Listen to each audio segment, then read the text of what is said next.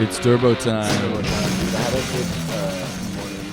I was watching Home Improvement and playing building Space Marines. Dude, Home Improvement is awesome. Home Improvement's sick. I've been watching a lot of My Name Is Earl, as I've told you about. Yeah, you've been talking about it. Very solid. Yeah. We got our first. You're listening to Cocked. Welcome to Cox. We got boys in the house. Our first guest. Welcome. Say hello, dude. Hi. Should I say my name before you guys say yours? I mean, like, we don't gotta say any name. Well, maybe you should say your name. I should say my name. Yeah, I'm Thomas. I'm here as the first guest. Yeah, I'm Campbell. I'm here as the first host. I'm Connor. I'm gonna shit talk on board games today. I'm gonna play the hero. Yeah, you came up with this conceit. I feel like this podcast of tabletop appreciation and theory, we've actively neglected and in some cases diminished the role of a game that is played on a tabletop. Like board games. We don't count board games kind of canonically. I'm just not into them that much. I will, you guys have touched on board games in previous episodes. Yeah. And you've said more good things than negative. I think touched on is generous. This entire bit just came from me being like, I don't want to talk about board games in the first episode, but they're good. In the first episode, you laid down the law and you're like, no, we're not. This is a subject we're not touching. And then you've brought up in later episodes, you're like, oh yeah, this board game was pretty dope. And I played this one a lot and it was great. Yeah, they're my favorite game in the world might be Diplomacy. I think it's the most perfect, the idea, the platonic idea of a game. It uses the medium in a way that I think is actually beautiful. I think it does so much with so little. So that's my bar of board game. So we wanted to bring you in, Thomas, as the guy that I know who board games the most. Oh yeah. So what I want to I think touch on first before we get into the nitty-gritty is I want to know for you, why board games? Why yes, we like board games. Yeah. And for you, Connor, why no board games? And I this isn't meant to be a pitting the two of you against each other. Oh no, dude, I said it. I'm playing the heel. You're playing the heel, yeah. But I came into this understanding who my opponent was. So yeah, I don't know, Thomas. Brief history. Tell the people on board games. Yeah, tell us. And some of your favorites, some of your likes and dislikes. Well, yeah, that's the thing. To me, if you don't like board games, you don't like board games. That's fine. But I definitely think if you're someone who enjoys Warhammer, TTRPGs, that sort of social aspect of a tabletop game, getting together with friends, then board games fit into that sort of sphere. For me, I enjoy board games because of the strategy involved. It's you are trying to figure out, okay, what's the best way I can optimize turns? What's the best way that I can make this character work, and figure out a way of getting the most points over my opponents. And then there's a very much the social aspect as there is in the other ones, where you're hanging out with friends, playing a board game, all trying chatting, playing that same game. It's that social space and it still fits.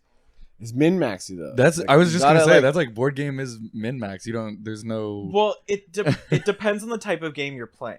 So you have no honor. Space Marines.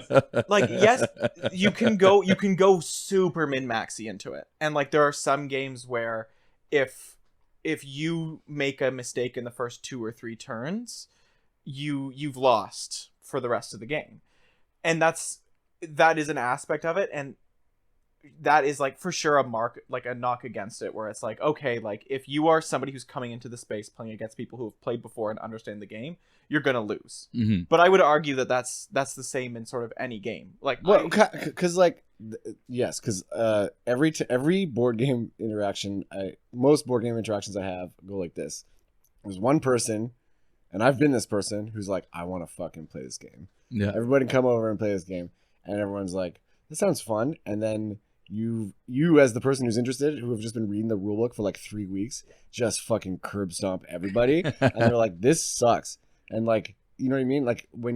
Whereas for minis, you spend months building and paying your dudes, and you're also reading the rulebook and all. So you come in and it's you got an understanding. There's an element. I think my biggest. We'll start off just. Yeah, I don't want this to be like you and me against Thomas. Yeah. But I do think that like my general aversion to board games, when faced with the choice of like, would I want to play a board game or do a tabletop RPG or play like a war game? Yeah, it's also like it's not a debate. Yeah. We're just yeah. But it's like my big thing is like it is kind of like the rule where it's like, oh man, I'm gonna come over and play this board game, but the first like 45 minutes is gonna be me reading a 45-page manual of like the turn and what all of the tokens mean. Yeah, like there's like kind of a learning curve. Every time you pick up a board game, there's a thing of like, which for someone who is a board game enthusiast might be half the fun. But it must be like when you got like a new bunch rule of set. dudes, people who are like all into board gaming regularly, they must be able to pick up games quickly, right? Exactly. It's one of those things like, because to me, I could have the same argument for, I don't play Warhammer, I could have the same argument where it's like, oh, I'm going to go play this game and it's going to take me 20 minutes, 30 minutes to learn how so much my longer pieces work. Yeah. But that's what I mean. Like it's that same sort of expectation. But Mhm. once you've sort of played, like it's not like there are many different board games, but they all fit into like similar categories. Right. So if you're playing a board game that's like a deck builder, even if you've never played the game before, you're like, okay, my goal this game is what's to like a get deck builder is like Dominion? Dominion. Okay. Dominion is absolutely a deck builder. So it's like That's everyone a great starts game. I love off- that game. It's fantastic. So like deck builder would be like everyone starts out with the exact same, let's say 10 cards, and through the process of the game you're trying to make a better deck. So you're whatever the mechanics in the game, Mhm. you're picking up better cards so that in your next turn when you draw whatever, your 5-card hand, you've got a hand that can do more than your opponent's. Yeah. And you can add other rules, you can flavor it different ways, but once you understand the general concept of this game I want to build a good deck, then it's that everything else is picked up as fast. Okay. Right. It's like Crazy Eights. You're trying to get rid of cards. Yeah. You know. Yeah. An objective. Are card games tabletop games? Does Technically. poker count? You play that on a tabletop? But then I guess like beer pong is. Dude, are we gonna have to talk to somebody about Magic the Gathering at some point in this podcast? Oh man. Well, here's okay. Magic is a really fun game. Like the core mechanics are like very very fun, but the game, like the whole thing, is like so lame and like expensive. Yeah. Also, like I keep getting distracted by the lizard. Oh yeah, I'm Yeah, a there's a lizard sitting right now. lizard There's a sitting. lizard here. So sick. Yeah. Okay. So I think the other thing is that like in terms of board games is like there are some games that are like more like and it's not necessarily like games that are like super rules heavy or very rules light. I've played games that have like very simple mechanics that I don't like. I've played games with like insanely complex long form 8-hour game mechanics that I really like. I do think that it's a thing where it's like for me maybe this is more of like a personal preference, but it's like board games that I can get into are like a little bit more narrative driven as opposed like an to abstracted like when we played Twilight Imperium, Twilight Imperium's where great. it's just like Even- this is something that only this game can do. What's the one You know where what I mean? you It's not like we're trying to win a thing. the game that I played with you, Thomas, where we played like the spirits of the island trying to kill conquistadors. Yeah. So I was gonna bring that That up. game fucking rocks. It's you hit the title. It is Spirit Island. yeah. Um Oh yeah. Okay. Yeah. Shit.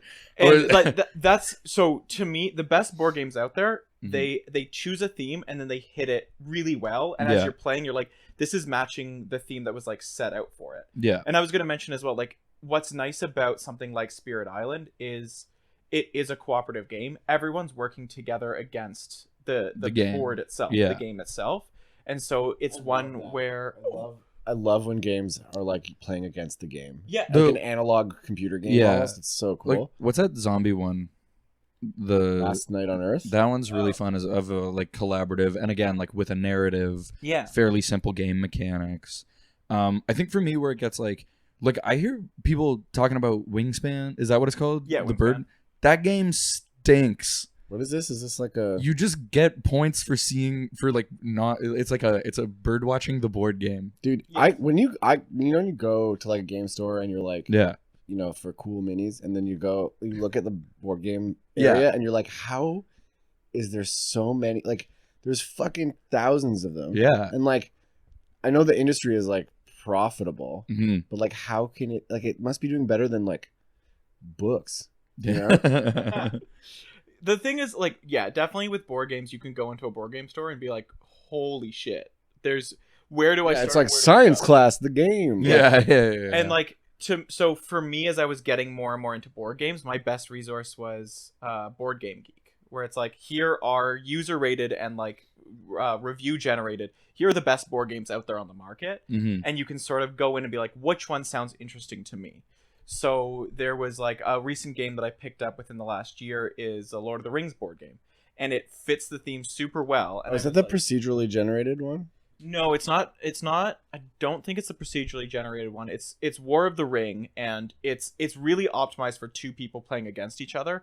One person's the free people. One person. It's like a strategic level, like It's a war game essentially. So you build, like, if you are the armies of Sauron, you are building your troops up, and you are trying to take as many free people cities as possible. If you are the free peoples, you are trying to get the ring to Mordor, or you could win with like a strategic victory.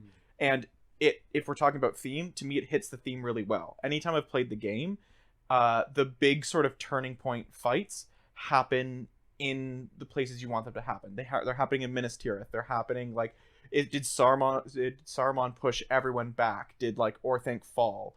It really hits. The game is designed in a way that it's hitting those same thematic beats. I think it's a different game, but there used to be one that was essentially the same thing, but it was more than two people.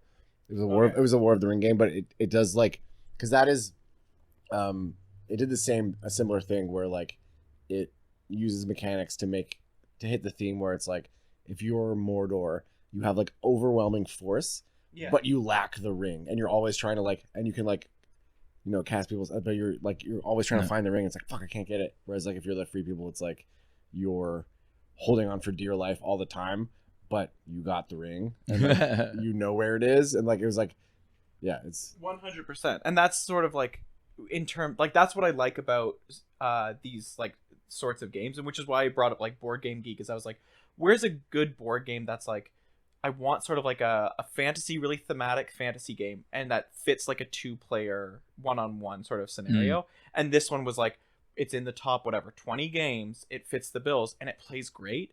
And then hitting that theme, just like an easy mechanic to hit that theme is like, if you're playing as like Sauron's army, if you lose a troop, that's fine, they're expendable, you can create more as much as you want. If you're playing the free people, you have a finite amount of tokens. So every time you lose an elf or a dwarf, they are gone from the game for the rest of the game. You cannot reproduce soldiers at the same rate as the Dark Army. So, like, you were saying, you don't really do like tabletop war games, like Warhammer kind of stuff, like you and I did when we were kids. Yeah. Got into that together. But I've played hella D&D with you. Yes. And I think generally speaking, like, I do think that like the pen and paper tabletop role-playing game is kind of like for me is like kind of the epitome of game. I think it's just like such a perfect format where it's like very nebulous and you can do a lot of things. It is the game. Like when you're like, as a DM, game. you're like, this is like, you talk about your game. Yeah. Like, this is like, my game goes like this. Yeah. Like, these are the people in my game. And it's not 100%. Not specific to a system, but just like the general concept of tabletop pen and paper role-playing games. So like, how does as someone who like does like we play D&D, we've played Edge of the Empire, like that kind of stuff, where's the overlap for you, or like what itch do board games scratch that like a tabletop RPG doesn't, or like where do you find the I guess to me the biggest difference, I mean, part of it is like most of my D&D is I'm DMing. Right. So like I'm playing a game, but there's more, like I'm creating the story. It's a different experience, DM and player. We got a couple of good episodes you should check out with some tips on that. Oh yeah.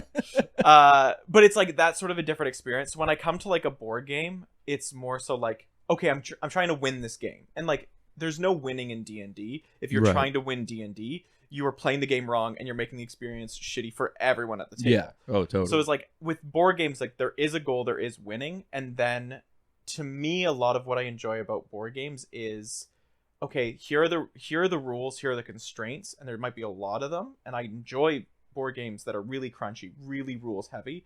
And so like, okay, you've laid down how this game works. How can I optimize this? How can I find the best strategy? How can I do the best and like create a engine or a system that works really well for me? And to me, that's something that D&D doesn't really give, because if you are trying to like optimize your character, people are like, you're min-maxing and you're making the game crummy for everyone else. It's totally that. Like the crunch is kind of like is something that you can do in tabletop role-playing games, but it makes you an asshole. Yeah, 100%. Yeah. And like, so you brought up like Wingspan, and you're like, this seems like a crummy game about like bird watching. Well, for Wingspan for me is that there's no narrative element to it. The theme is boring. Like I fucking hate Catan, even though like Catan's a bad game. I agree, but like mechanically, it's a like bad game. Why is it bad?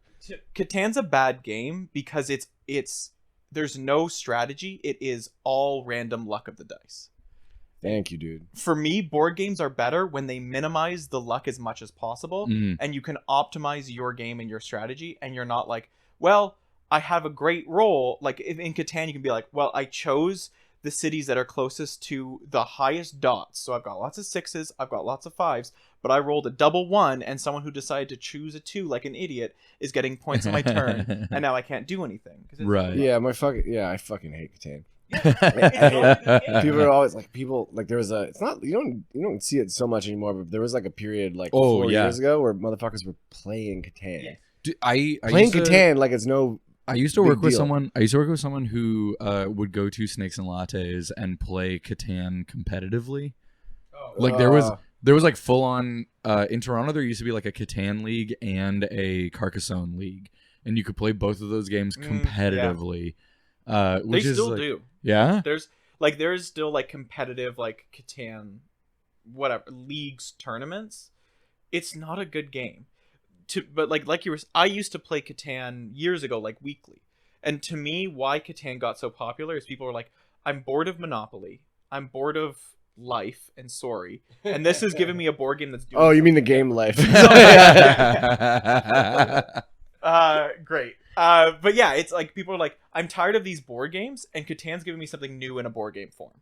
And like, to me, that's a gateway game. If people play Catan and they're like, I like this more than other board games, or there's something here that I enjoy, then it's like, great, look at these better games that do this in a better way or in a tighter way. Which is almost kind of like things that we've talked about in the past, where it's like Catan is almost kind of the like Dungeons and Dragons of the board game world, where it's a thing where it's like, you like this genre of thing and you like having fun doing this, and this is a very good, like, maybe not a great, I would argue that like D&D is a better role-playing game system than Catan is a board game, but both are sort of like overarching, somewhat flawed entry-level things to like exploring other systems and playing other kind of... You ever play like you go to like Meeple Mart and there's like the war game section that's like heavy, like not like minis like Warhammer or Flames of War, but like it's like a whole ass game that some fucking ancient 65-year-old white dude made about like the Battle of Cannae. I'm always like, I'm like, nobody will ever play this with me, but I want to play them so bad. I know exactly what you mean. So yeah, there are those games like that, and I haven't played many of those games because it's honestly a style of game that I'm not as interested in. Like there's, at this point in time, there's like 2 big different types of board games. Like it's either like, there's a lot of different types. There's whatever. Like I already mentioned deck building. And shoot on board game culture right Don't now. call these motherfuckers. Let's go. This is a side of nerddom that I do not understand. Yeah. Well, it's like, I'm not like, so there's like Euro games or like Germany style games that are very much like they minimize player interaction. What the fuck? This is really funny. I read about this on Wikipedia one time and I was like, I didn't realize there were nationalities of board games. This is crazy. There's 2. There's like Euro games and like American style games. Okay, or, give me a Euro game that I would know. So like a Euro style game would be, I mean, I think I made you play Terra Mystica once before. Yeah, you gotta like, build. That's like Catan for adults, right? It's like it's better Catan. Yeah, okay. So like a Euro style game. There were a lot of like purple dots resource management shit with that. Like there you go. You hit it on the head. Like Euro style game is like resource management. It's not like it's not like you're going to lose the game and everyone else is going to keep playing while you sit at the table. It's there's a goal in mind. There's probably a set. There's whatever, 6 rounds, 10 rounds. You are fighting for like resources, but you're not, the player interaction isn't like Risk, where I'm going to fight you in Australia and kick you out of this territory. Okay. Whereas like an American style game would be Twilight Imperium. It is, you are... Oh, hell yeah, dude. USA. It rocks. So it's like, it's a game where it's like... you are... It's fucking wood gathering Euro fucks. It's fucking great. Yeah, it's more like one-on-one fighting. A player might lose and everyone else plays without them. There's no end to the game. A Risk game could go for like 3 days because someone's holed up in Australia. Okay. That's sort of like, that would be the biggest difference. So I'm more towards, to me, I like the Euro style game a bit more because it's just more, it's more about that optimization and more about like I can sit at the table and I can be like, you had a really great turn. And like, you can be like, it's not like necessarily collaborative. Like I still want to beat you, but I can see you do a move and I'm like, you blocked me in that space, but like, fuck that. You had a great turn. And like, that's sort of like, to me, the social aspect that I like, where it's like, we're all trying to like play the best game possible. We're vying for the same resources, and that's where the interaction is. So it's not going to be like Catan, where you're like, you build in that spot and you're taking my fucking weed and like, I don't like this. Or like a Twilight Imperium where it's like, cool, I've got this army and fuck, you're fighting me and I just got wiped off the board. Right. Which is still a fun game. I love Twilight Imperium. I like those style games, but to me it's more of that like, how can we all do the best with what we have? Who can do like the most on their turn, and like who can put together like the coolest sort of engine that they're able to like, okay, well, I'm going to do this one action, and now because I've optimized, it's going to give me this, and this, and I've done the most with my one action turn. So is diplomacy? So diplomacy is an American style game. I believe so. Yeah. Because one person can get kicked out. Like diplomacy. Because if I remember diplomacy correctly, like one of your actions you could do is to fight another people's like troops. Yeah. That would be more of like American style. Okay. Very much like one-on-one. I'm gonna fight you in this area.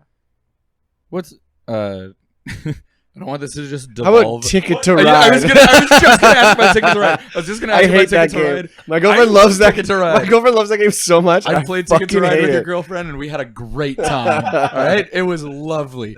I went to Prague. The game stinks, dude. I was like, why can't I simply invade Prague and seize the railroad? I don't care that you built your railway on these tracks. I will make my own tracks. It's 1914. Like, what the fuck? Yeah. I don't want this to devolve into us naming board games and Thomas just telling us what country they come from. Well, and the thing, like, that's like, I'm big into board games, but there's a level of that I'm not into, which is like very much like, here's this category, here's this class, here's this class. Yeah. Because like, even going into it, like, there's some game like Dominion would be a deck building game. It wouldn't be either of those two styles. Yeah. So like a Ticket to Ride, I don't know. I would say it's like a family game. Ticket to Ride to me is like another good like entry game where it's like you go into the game, like it's maybe got like elements of fighting for the same resources. So it has Euro style elements where it's like only one person can build on this line. Yeah. It maybe is a drafting game because you're drafting different cards. Oh, drafting shit. Okay, this is a new type of game. I fucking hate Ticket to Ride so much. Sorry. I just keep as you're naming mechanics, I'm like, oh, that one stinks too. Ticket to Ride. It's another game where it's like it's fun, but like it's not like it's fun to play. It's like a 20-minute game. It's easy to learn. Fantastic. But you could be doing like there's so much more you could be getting out of a board game than like Ticket to Ride. So board game shit. I was thinking about this like. Every year there are new, more complex, insane board games. I was thinking, like, when do you decide to let one go? You know what I'm saying? Yeah. I know what, like, in terms of like which game do you like? Oh, I don't want to play that one anymore. Well, like, because you have to hold, like, physically keep them in your house, correct? Right? Yes. So, like, when are you like, it's time for this one to go? I'm gonna shoot it in the backyard, kind of thing. That has not happened yet. It's like it's a collection. I'm gonna add. Interesting. See, this is why in the first episode why I was like, I had to let go of like, because like board games are sick, like they're awesome, but I can't be a mini gamer, Mm. war gamer, and a board gamer at the same time because it's just like physically You don't have the demand. space. Yeah. So that's to Um, me, that's the thing. It's like there's definitely ways of like, oh, I haven't picked up this game in months, like I want to get rid of it or I don't care for it as much. And I've got like 1 or 2 games that like I haven't, like I have Dominion. I haven't touched that in a couple years. So if I was to like trim down the collection, I would probably drop Dominion. But it's a great game. If I have family over and they don't want to learn a game, I'm going to pull out Dominion. Invite me over to play Dominion, dude. There are better games than Dominion. Oh man, I'm telling you right now, if you like, Dune Imperium is a game that you would enjoy. That sounds good. Game. The Yeah, Dune yeah, game. yeah. There's a lot of Dune games. Damn, the lizard just fucking moved. Dune Imperium is great. Dune Imperium is a deck building game similar to like Dominion, where like everyone starts with the same deck and you're trying to get as many cards as possible. Yeah. But it brings in a bunch of different elements. So it brings in some like worker placement elements where I'm going to send this card allows me to send a worker here to get these resources. Mhm. This card lets me send a worker here to get this, and it has added bonuses. I'm slowly realizing that the only games I like are like ones with maps and armies. Because like when I heard Dune Imperium, I was like, oh fuck, a whole Imperium. And then you were like, it's a deck builder, and I was like, oh fuck. You're just like, oh yeah, can we just play Dune Risk? Yeah, exactly. There are that's why I said Dune Imperium, because there are many Dune board games, and like I have not played the board game that is just Dune, but I think that fits the bill of what you want, where it's like you are fighting for the universe, you're fighting for planets and places in the Yeah, maybe I just want to play Twilight Imperium again. I think so. It's like an endless jihad across my kitchen yeah, table. exactly. Dude, we should play Twilight Imperium again. That was Yeah, fucking Yeah. awesome, we dude.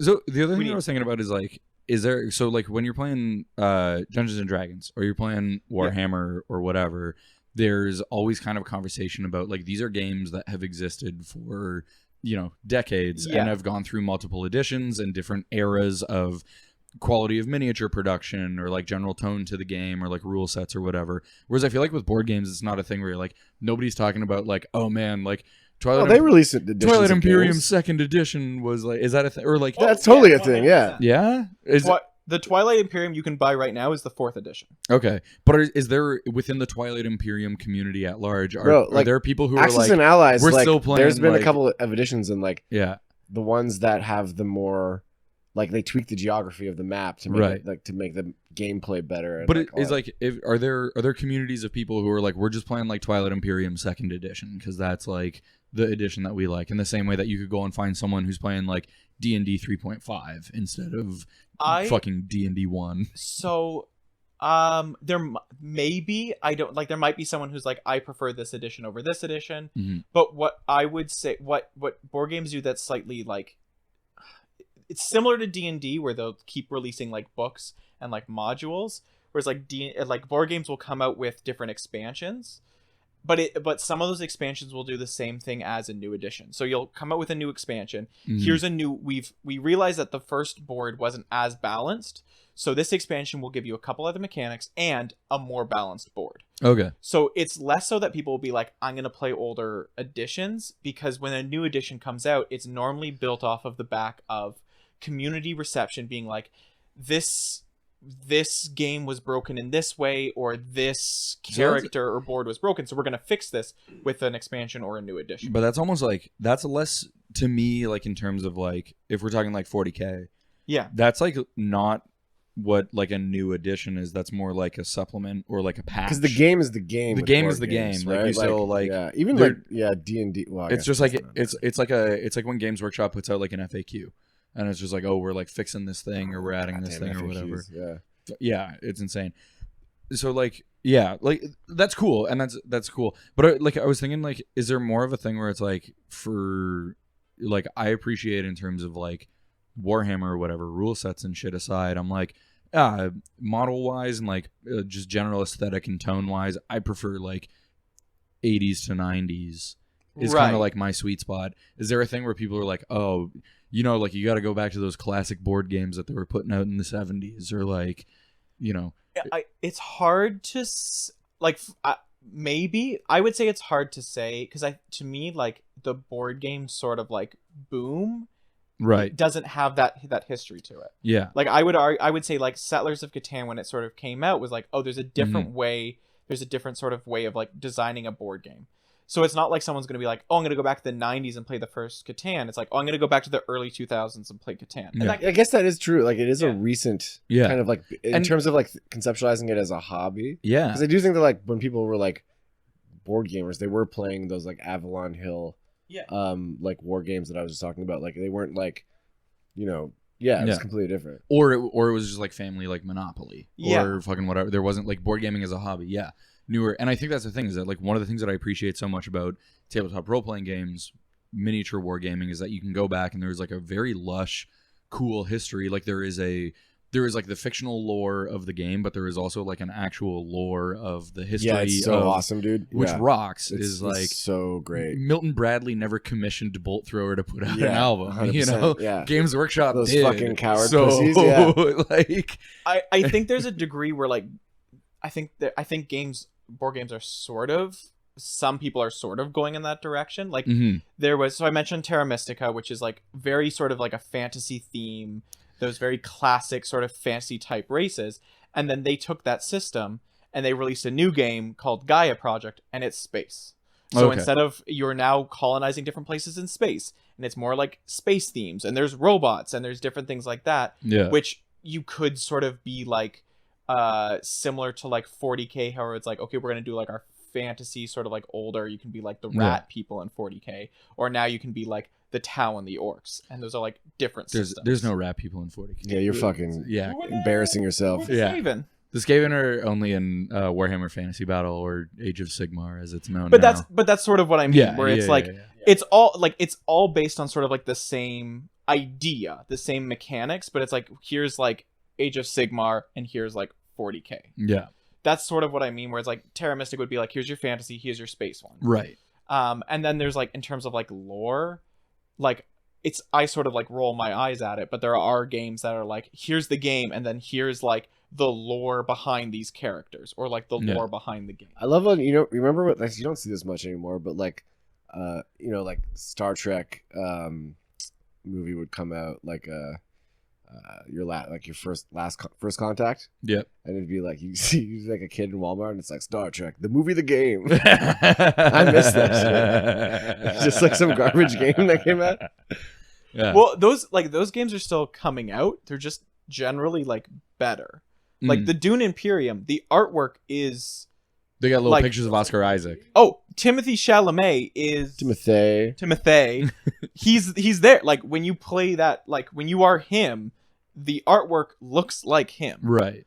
Like it But doesn't just, look like, like Paul. It looks Yeah. like Timothy in the role of Paul. Yeah. That was like when you got like a Lord of the Rings game around the time that Lord of the Rings came out, but they didn't have the license to like use the TV like the movie, and you're just like, that's not what he looks like. Yeah, that's great.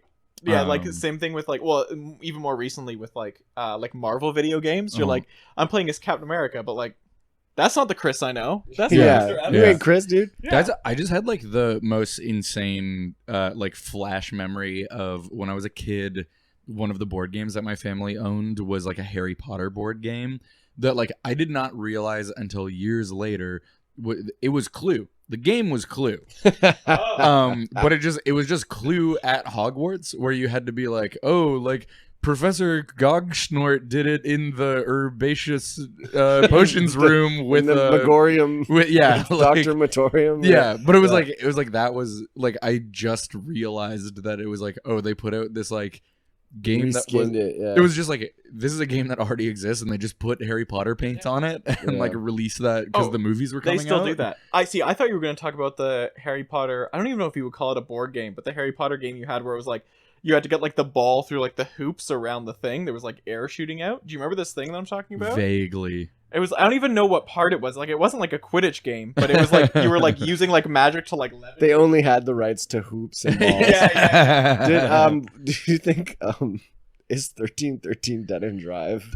That game is sick. I think that one. Talk I about think- games that Campbell used to own. I think I have 1313 Dead End Drive on this bookshelf Yeah, behind me. Do they still make games that But- have like props and But shit? that's Like, so the problem like with Rat my, Trap my or whatever? copy of Oh, 1313 yeah, Dead yeah. End Drive is that all of the cardboard inserts to build the traps have the the bits that you like notch into They're the all board. stuck together because you love it so much. They're all ripped off. They made it out of shitty cheap cardboard. Yeah. So none of the suit of armor doesn't stand up anymore. Like, but that was a fun game with like there was a like immersion to the board. It was a fine system. Yeah. But there was narrative to it, and I think that's why I liked that game as a kid Yeah. so much, is because there was a story to tell, and you had like all of your cards with the people on it where you were like, oh, look at this piece of shit. Yeah, Like, yeah. There's like that's to me that's what's sort of like the nice like you said, there are so many board games, and there are because I think we're in that boom of people like putting out tons of board games. But there are those games that like will hit that theme itch. Gloomhaven is like, here's a story that you're going to tell. We're going to go through the campaign, and like when you open a door, we're going to tell you which board you add to the door. So you don't know what this dungeon looks like until you open the door and we tell you what the next room looks like and how it's populated. There are games that do that really well, and it's like this cool sort of like, we're going to take what's a lot of fun about one. There's different things that people get out of like D&D and you know, TTRPGs. Yeah. But like Gloomhaven or even like Mansions of Madness, they're like, okay, we're gonna give you a scenario and a campaign, and then we'll be the DM, and it's gonna be like a dungeon crawl as you get through this house or through this area, and then Gloomhaven will link all those dungeons together with a narrative that you read through random card encounters and different things that you do in different cities. I want to purchase this stuff, I want to interact with this person. Whereas like something like Mansions of Madness will be like, here's the scenario, here's the story, you're in this city. Put out tiles A1, C2, and G4 in this scenario. And then as you open doors, it's like app driven. So as you open doors, tell us which door you open, and we'll tell you what's behind the door, what monsters are there, and what the room looks like, and what tile you have to put out. Man, You ever play any solo stuff? app-driven 'Cause, board game is insane. App driven board games are really cool. That's crazy. And like it does things like, so the one that I've played the most is Mansions of Madness, and it really just, it takes a DM out of it, and it gives you like, we'll help you track the health of the monsters, and we'll tell you what's behind there, and like you decide if you want to interact with this door, interact with that door, and it's got regular board game mechanics of like how you move around, and it's going to be like X amount of turns. It doesn't give you the same thing that a TTRPG does. Right. Like you can't be like, I don't want to open the door, I want to blow a hole in the wall. Right. Yeah. But it allows you it's like more of like a railroaded Yeah. D&D session where it's like, here are all your doors, where do you want to go? You can't break the door down, but like, which door do you want to open? I think that's the thing though, where it's like, my big hang up of like board game versus tabletop RPG is that it's like, I have played board games that I've enjoyed immensely. They're like very fun, kind of sit down, contained episodes, but it's like it never affords the like creative fulfillment. Fair is a thing where it's like, I think like with tabletop wargaming, if you're like, you're building your dudes, you're painting your dudes, D&D the entire time you're just like doing imagination is something that is like so like creatively fulfilling, and it's like, your imagination is 100%. Whereas like board games is a thing where it's like, kind of like, to me it feels like a backup where it's like, oh, we couldn't get everybody together to play D&D tonight, let's have 4 of us play a board game. I can definitely understand that. To me it scratches a different itch. Sure. So if you want to have that sort of very like that creative session where you're playing a game and you're creating the story, you're only going to get that in a TTRPG. You're only going to get that in we are creating the story together as we go. To me, what is the decision of, do we want to do a board game night or do we want to do like a D&D night, is like, what do you want to get out of the night? Like, is it to kind of continue the story and to go the characters we want? Then let's do that. Is it, I didn't have time to prepare a session this week, I just want to play a game, let's play this, like let's jump into this game and sort of see what we can do to like who can do the best at this system, then that's where you would go with the board game. But I would say like, sorry. Oh, well, it's like kind of what you were saying earlier, that the board game allows you to like scratch that competitive itch in a way that is like, this is just the conceit of what we're doing, is like we're playing against each other. Yeah. And it doesn't have to be, detrimental to the fun. Like the competitive nature of a board game isn't detrimental to the fun in the way that the competitive nature of tabletop gaming or like wargaming, because like Yeah. oftentimes when people get hyper competitive in wargaming, it like completely strips, even though that is a game that is inherently one-on-one, Absolutely. you versus me. If you get too competitive with that, it does take a lot of the fun out of it, you know. Yeah. Well, in a war Wave game, serpents. Kind of though, like that's like a problem with Warhammer in particular. Okay, You know what I yeah, mean? Like games like Warhammer. yeah, Just like having like historical experience, like people in those, it does not happen. You know what I mean? I think it's like a very Warhammer specific problem. right, well, I was gonna say as well, like Warhammer, Warhammer's one-on-one, Yeah. right? So like if one person gets knocked out, that's the end of the game. game's over. Whereas you have something like like Risk is the easiest sort of like comparison. If you have something like Risk and you have 4 people playing, everyone understands sitting down to play Risk, it's going to end with 2 people playing for like an hour or 2 on their own. Yeah, And you just go like, well, when we get down to that, we just say fuck it, whoever wins. And so there is that sort of element where you have to just like accept that this is a style of game I'm playing, and if I get knocked out early, I get knocked out early. But you could have those dicks at the table who are like, I don't care about winning, I just want to knock you out. And if you decide to do that, you ruin the game, not necessarily for everyone, but you sort of ruin the fun of the game, where it's like it's no longer who can be the best at it. It's just like, well, I guess us 2 are gonna just build up our armies and let you guys self-immolate and like destroy. Right. Well, like because in tabletop, in like miniature wargaming and RPGs, it's very common to like mod shit, like to homebrew and like create new rules and like tinker with the game. Yeah. Do you do that with board games ever?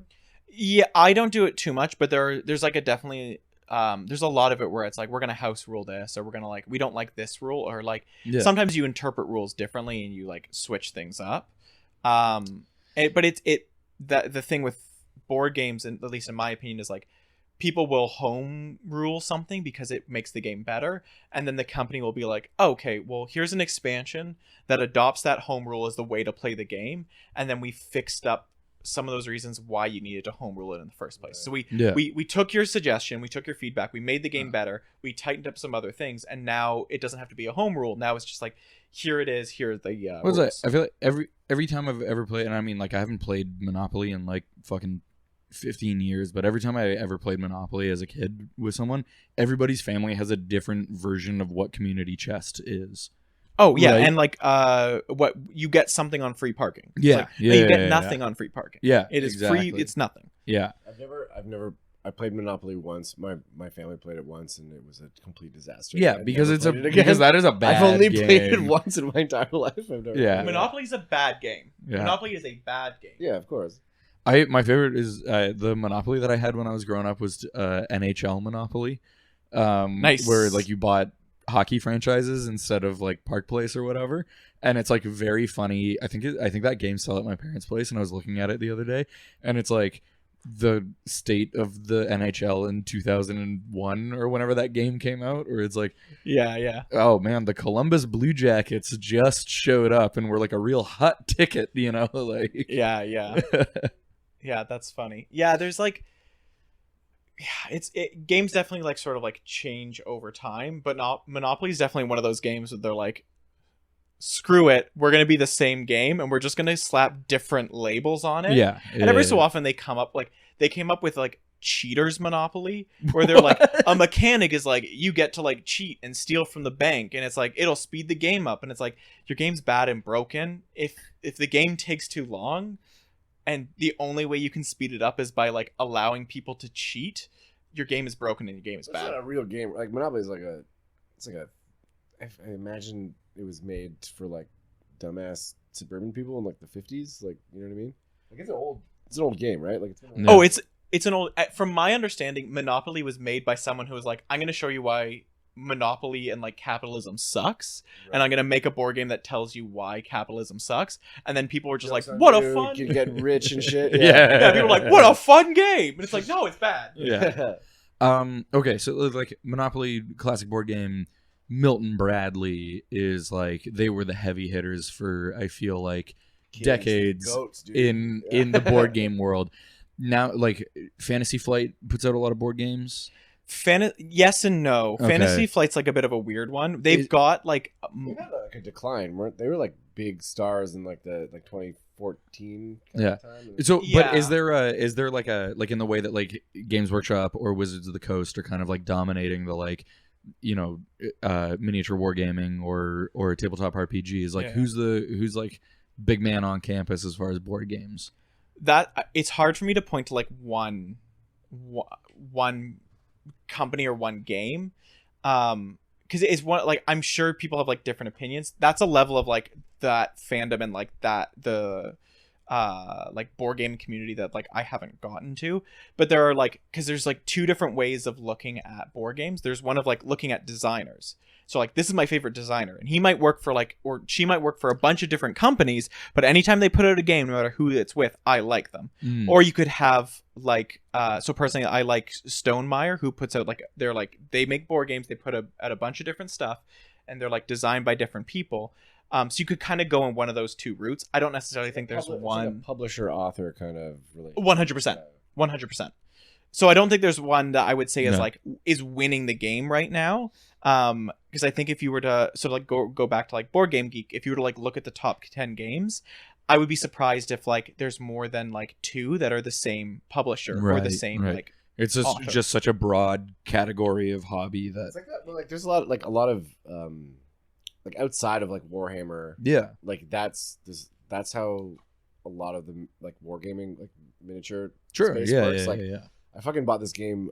It's a solo game. I was gonna ask you earlier if there's like solo board games that you do. Oh, yeah, I've done a couple. Because I got this game called A Billion Suns. It's like a naval like space naval game, but it's completely solo.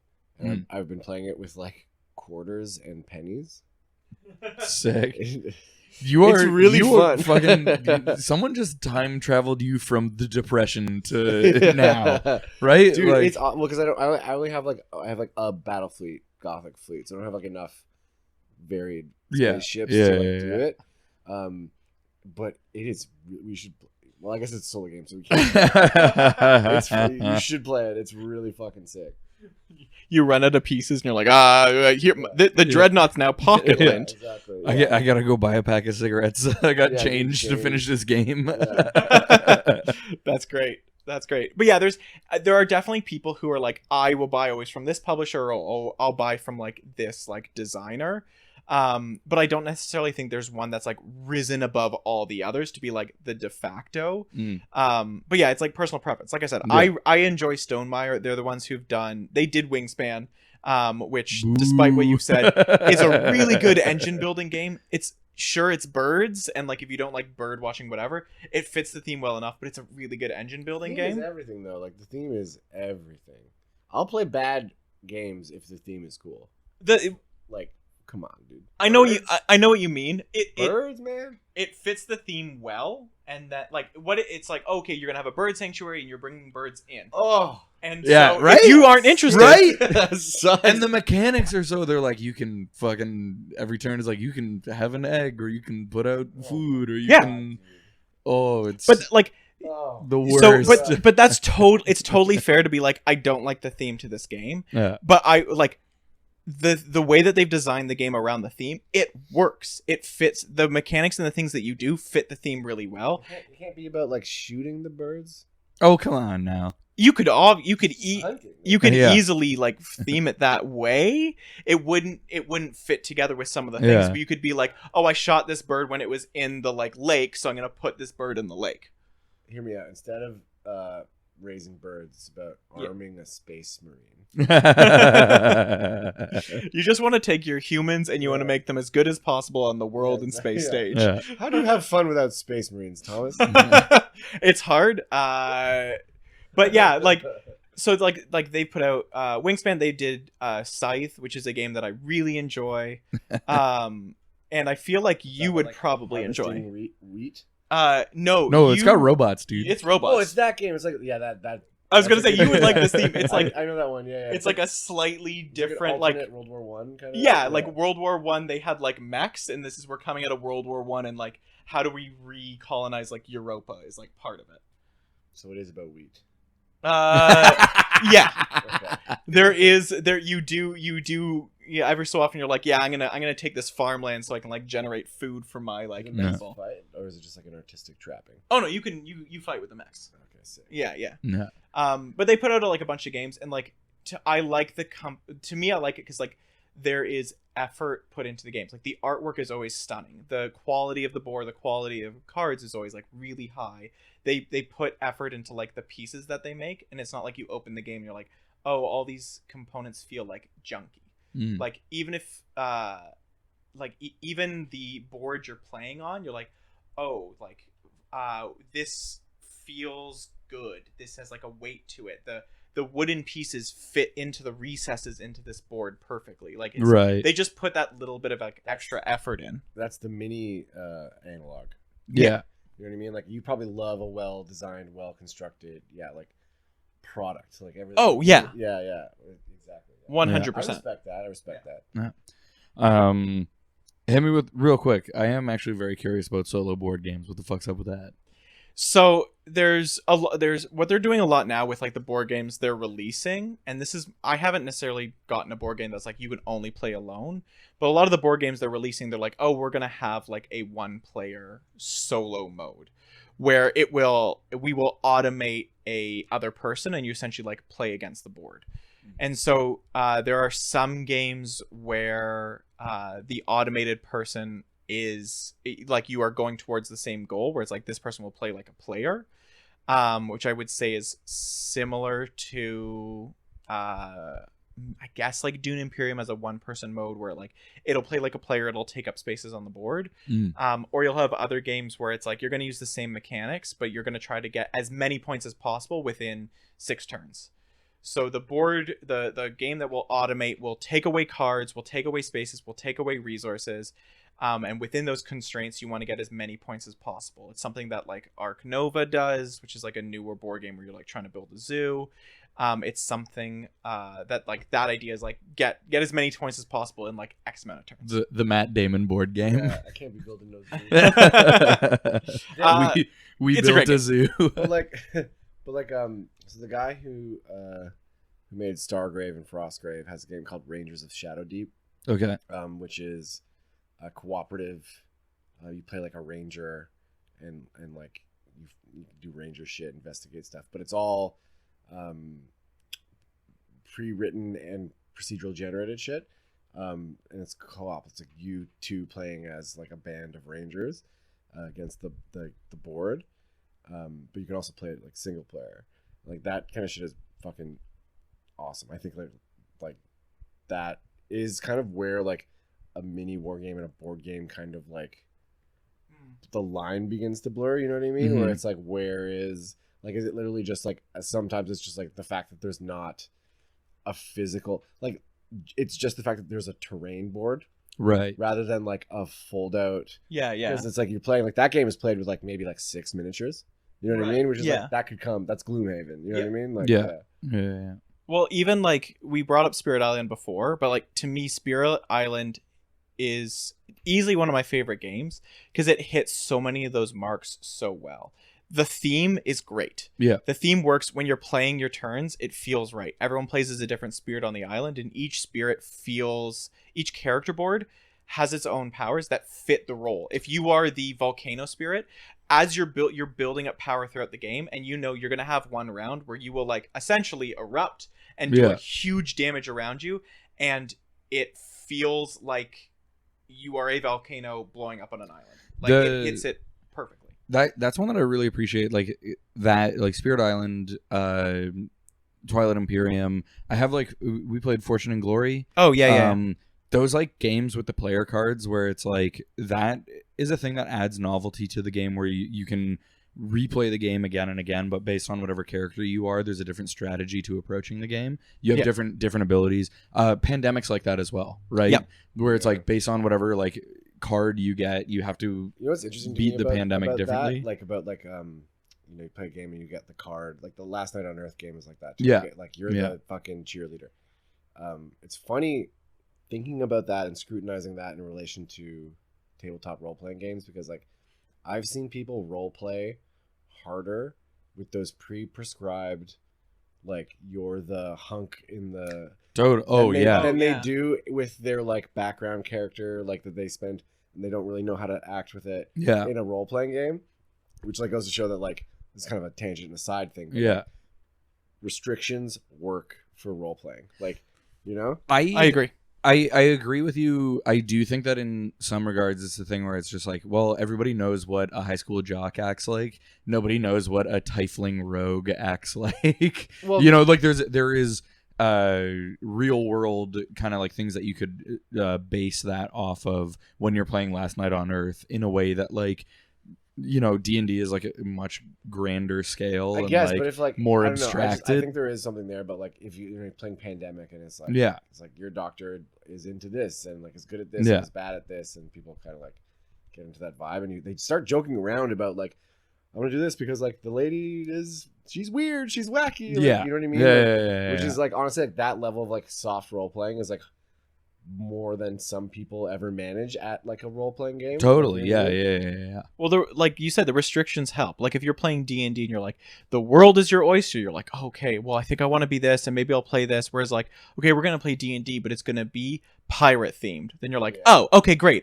I'm gonna be, Who are pirates I like, and I'll base my guy off. Yeah. Yeah. or like pirate. Okay, I'm gonna be like a fisherman, or I'm gonna be like someone who like makes boats and like. Oh yeah. Or like I'm gonna be the chef on the boat, and it's like The because cook. you've got the cooks and the Yeah, scuppers I'm and just the realizing I staggers and said, janks. like, who are pirates I like, as if everyone has a roster of pirates that they're into. Yeah, Johnny Depp, the guy. Blackbeard. I am the captain I'm the now. captain But yeah, I do think there's something to be said where it's like restriction on role playing helps because it helps you to like focus in on who you are. Hey, it helps you to pay attention. Yeah, and you Well, can it's do the also- same thing with a general open theme. It's also everything that we've been saying about board games. Like in terms of like board games that are about like tone and board games that are about like a concept or like a general vibe. Yeah, Work like when they hit that, they work better. And I think it's the same thing with like role playing games where it's like if you have a specific like we're gonna do a nautical thing or we're gonna do an urban adventure or this is gonna be largely like exploratory into like deserts and ruins and shit, it gives a little bit more of like a tone that people can play into as opposed to just like general wide scale like medieval city to other like fucking Yeah. like where like yeah, you know. Yeah. Hitting tone in your game design is like incredibly important. It's the most important thing. yeah, and to me that's what makes like a good DM and a bad DM is it's like if you're gonna create a character, a good DM will ask you the questions to make you hone in and understand your character.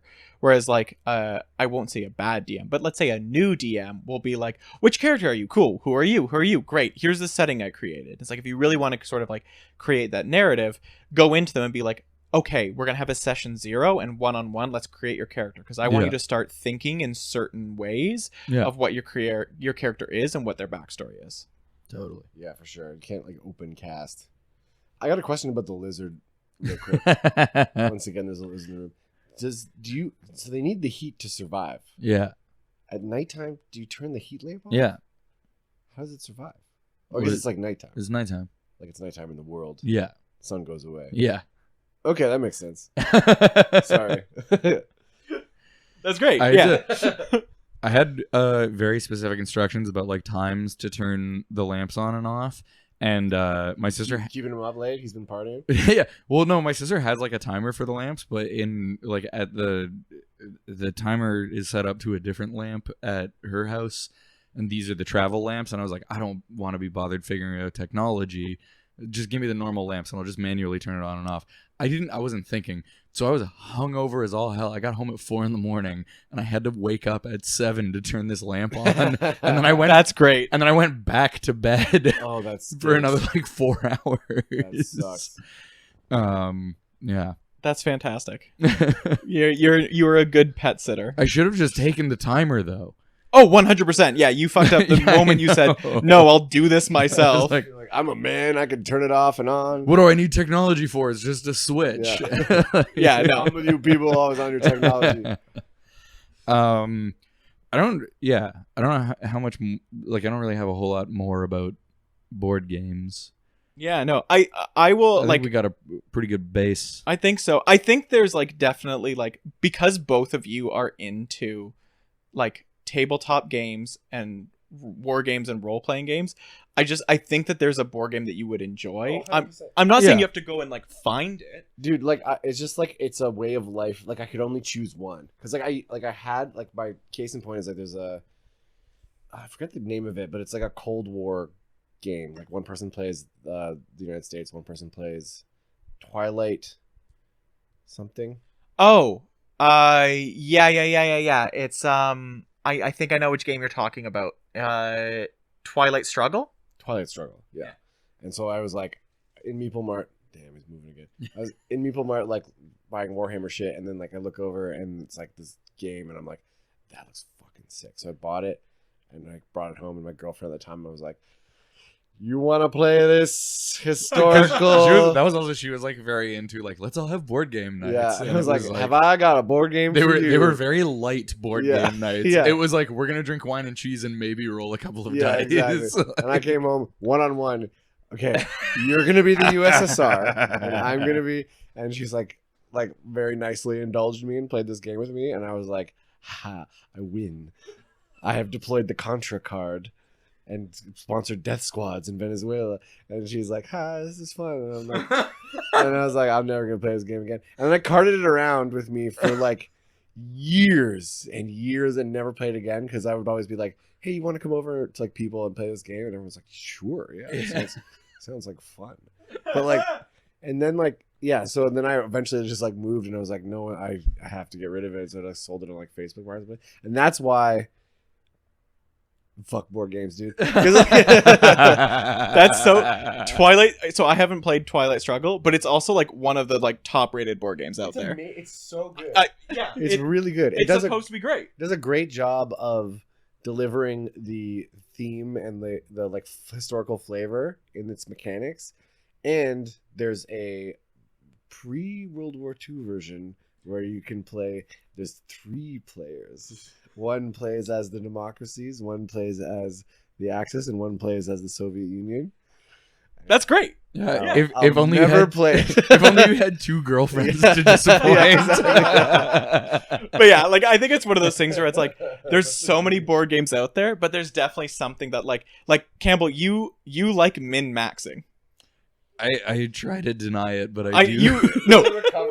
He's a recovering yeah, min-maxer. dude, I'm But, in like, min-max rehab. You enjoy min-maxing, you enjoy optimizing, you enjoy like asymmetrical play. There's so many board games It's that the- you would be like, it's the- oh, this is what I enjoy. It's the Japanese in me. I just love efficiency. Yeah, you know? exactly.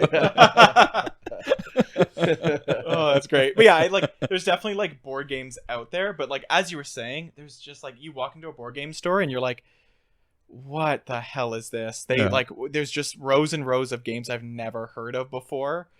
Like I there are my minis, there are my paints. I know that game. That is my biggest thing when I walk into like I go to 401 Games and there's like 1,000 shelves of board games that everyone's looking at and I'm like, you don't see this Hive Tyrant over here? You don't see? You don't see the Space Marines? Are you Dude, kidding me yeah, right now? These fucking sheeple. It's like, yeah, they live and shit. You're just yeah. That's great. We usually like we're gonna wrap things up here. Sure, we had Bring it on home. Damn. We're over an hour, baby. Holy, Not I by guess much. We But must have a third more time. yeah. 3 of us. Oh, Yeah. the Twilight Struggle World War II game. 3 players. There's 3 guys right here. I'm happy to play whenever We you can want. Play today. I'm into it. We're gonna except we're only gonna play with quarters and pennies. Yeah. So we wrap things up with like hobby progress, hobby goals. Thomas, This is the big. Oh no. Well, I don't know. Like, have you've been doing any? I know you like been running a campaign with your cousins and shit. Yeah. Well, I was gonna say you just want to like brag that you finally finished the Gloomhaven.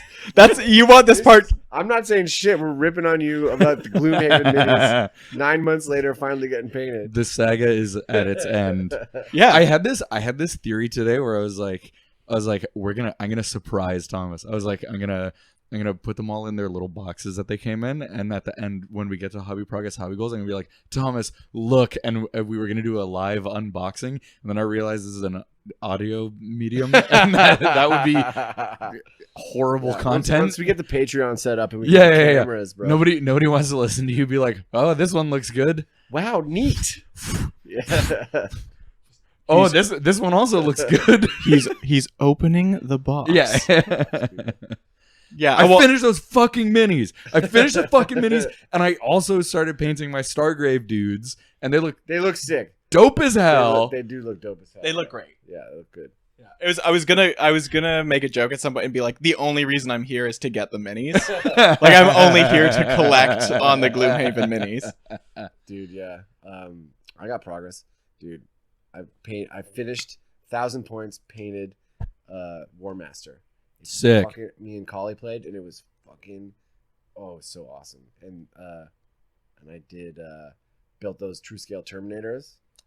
They look tight, and I'm building the second 5 Marines for the true scale Marines. They look that Marine army looks so fucking cool, dude. It's my favorite thing that I've ever done with Warhammer. It's so sick. Yeah. Shout out 3D printing. Shout out Bolter Yugen on Instagram. Best files in the game. Best STLs in the game, dude. It's so awesome. So that's great. You've been D&Ding or anything? Yeah, well, I haven't played in like 4 or 5 months, and I've got a session with my cousins for like Monday. Nice. And we're gonna wrap up this like 4 session like one shot. 4 session one. Yeah, we're 4 session one shot wraps up on Monday. Looking forward to it. It's been a while. Yeah. Other than that, like I'm probably playing some like board games on Tuesday, scratching that itch. That's the hobby update. Oh, and I can finally finish my Gloomhaven Jaws of the Lion like solo run through now that I got the minis back.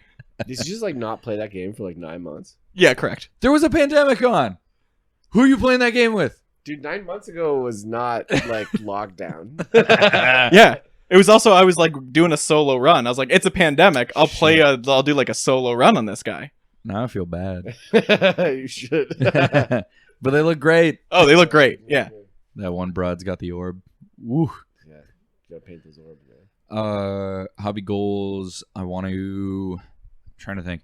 It's hard to hobby goals because like we haven't been recording as regularly. No, we're in the red right now. Well, I mean, it's the thing where it's like it's the same with like hobby in general and podcasts. It's like it's summertime. I don't want to be like inside painting little dudes. I want to go to a park and hang out, and I want to go to the beach and shit. So I think like now that it's fall, hobby goal number 1: record pod more often. Oh yeah, for sure. Hobby goal number 2: I want to get. I don't know if I am going to be able to get this entire Stargrave force painted by the next time we record. It's 10 minis. It's not that much. You can do that. You can do that for sure. If you put your mind to it, you can do it. I think what I really want to do is like the captain, the robot, and the first mate. I really want to put some like fine attention to detail work in them. So I want to get the first mate the psyker-y kind of. No. The psyker is the slave that they captured and are using as an astropath. No, I get that guy's awesome. But like, he's the white metal with the staff. No, the first mate is like the Dark Eldar dude with the like he's got the striking scorpion's claw and the sword. Oh, that guy fucking rocks. Oh, and he looks great. He looks like such a smarmy fucking like condescending Dark Eldar piece of shit. I do. That's gonna be my goal too. Is actually like I'm building Marines, but I gotta finish painting my Stargrave. Yeah. So yeah, my thing. I want to get all of the like rank and file normal dudes of my Stargrave painted by the next time we record. So I'll have like kind of like my paint scheme and like my process down by that time, and then after we record next, I'll do the character guys. Sweet, good goal. Nice. Well, that's good. All right. You got cocked. We're on Instagram at Cocked Pod. At Cocked Pod. I'm at Bugs I Hate Bugs. At Born to Raise Hell. Number 2. Number 2. Yeah. Send us money. You got a good like hobby Instagram too, eh? Oh yeah, I've got one. I can't remember what the handle is. I think it's like at I need a bigger table. That's the one. Is where I got some like board game shit. Yeah. That's good. Yeah. DM me, talk some shit.